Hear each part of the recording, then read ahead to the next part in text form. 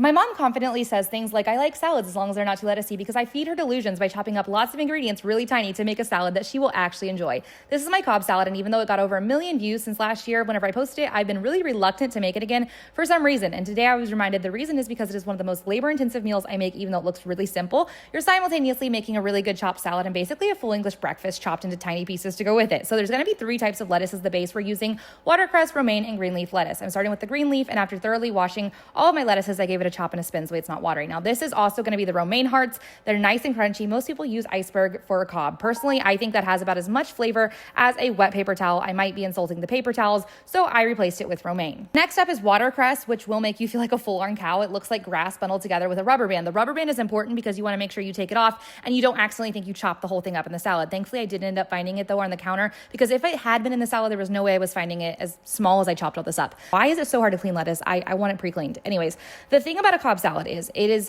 basically better if you chop everything really tiny, in my opinion. The issue with me is I will chop my finger off no matter how much I cook. So I risked my fingers. Thankfully, they all survived. I got everything itty bitty, and you cannot forget those burnt bacon and chives. My dad was telling me whenever he saw me making this, he's like, man, we used to just feed those to the cows growing up. I'm like, sir, this is like $2 a package now. And I'm like, dadgum, those cows were treated just as well as I am. I was going to say better, but y'all watch my videos and you know I'm a little spoiled. Seriously, they were pre-seasoning their hamburgers, feeding them those, I don't know, but I digress. I can't focus on that right now. I have a little trick for the hard-boiled eggs. You shake them in a jar and the peel comes right off, except for you should not use the lid. I forgot about that. You use your hand or else it completely obliterates the egg, which is what happened to me. And I still haven't even made the dressing. So I told my grandma and sister, get to work peeling these eggs. I got things to do. So I'll put the ingredients in the caption for this dressing because all the other ingredients you can see, but basically you just make everything to your taste. That's how I do everything in life, especially food and people. I told y'all that there was going to be a whole breakfast on top of this salad. So we're going to chop up these hard-boiled eggs. For the shrimp, you're going to do the most basic thing you've probably ever done to shrimp, and everyone says they're amazing. Dry them off a little bit so you don't start a grease fire or pop yourself in the face with the oil, and you're going to fry them directly into the bacon grease we just made.